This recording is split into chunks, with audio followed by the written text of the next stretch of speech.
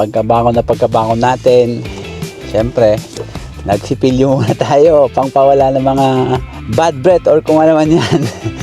Nagluto tayo ng almusal ng ating pamilya, especially ng aking anak, para pagkagising nila meron na silang kakainin. Tapos kay Mrs. din, bago siya pumasok sa trabaho niya, kumakain siya. So yun, pinagluto natin sila. So yun, ngayong araw pupunta nga tayo sa sa first stop natin is yung Claire's Kakanin, at meron tayo doong ipipilm na podcast ni Cheryl Drives. Ako nga po pala si Parang Jess Vlog, ang inyong aspiring influencer dito sa Toronto. Sa mga hindi pa po nakaka-subscribe sa aking channel sa YouTube, especially search nyo lang po ako, Parang Jess Vlog, at sa lahat po ng platform pare-pares po yan. Ma-expect nyo sa video na to is papakita ko sa inyo yung anong nangyayari behind the screen.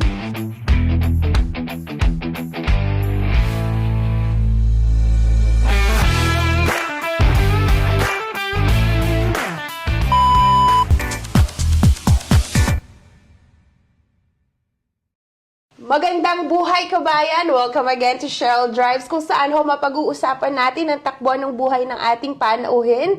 Dahil bawat tao ay may kanya-kanyang storya, at bawat storya ay may kalakip na aral na pwede natin gamitin sa kanya-kanya nating karera sa buhay.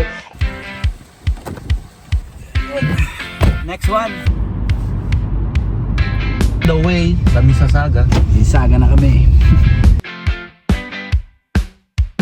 Kakaiba yung experience ko doon sa optical sa may Applewood, kasi ibang lahi. Siyempre, magagamit yung mga English natin na tinatago.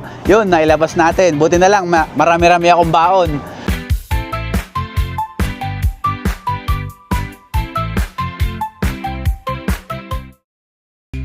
On the way na kami sa Kitchener, sa aming third Location. Ano yung pupunta namin, Parang Jess? pupunta kami ngayon kay Lola Lisa Food.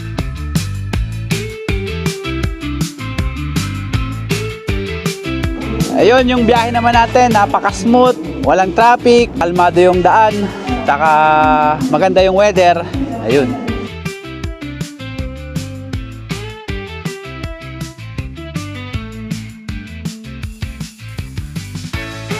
Ayun, yung mga pagkain naman sa Lola Lisa is yung mga typical na pagkain Pilipino, yung mga inihaw, gulay, street food, saka yung paborito kong kwek-kwek. Meron din sila. So yun, nandito tayo ngayon sa Lola Lisa. Kunwari lang, nag-vlog. Tapos mga Pilipino pagkain. Dito tayo ngayon sa hideout sa may Guelph, which is katabi lang mismo ng Go Bus o Go Train Station. Napakadaling puntahan kung wala kayong sasakyan.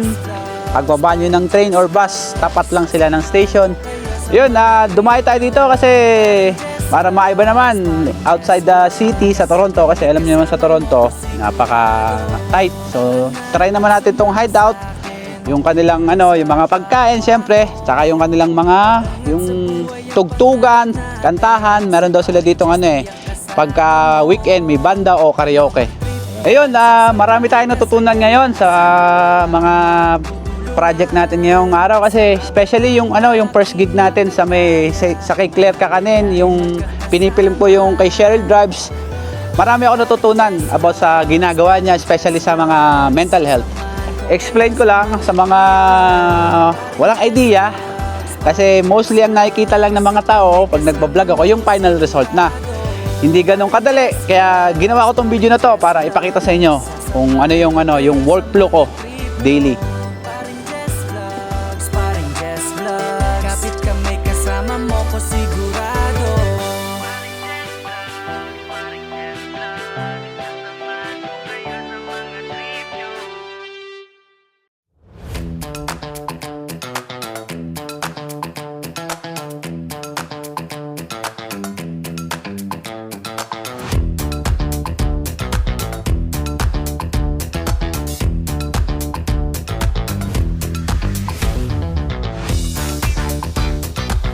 Kung di pa po nakaka-subscribe, mag-subscribe na po kayo.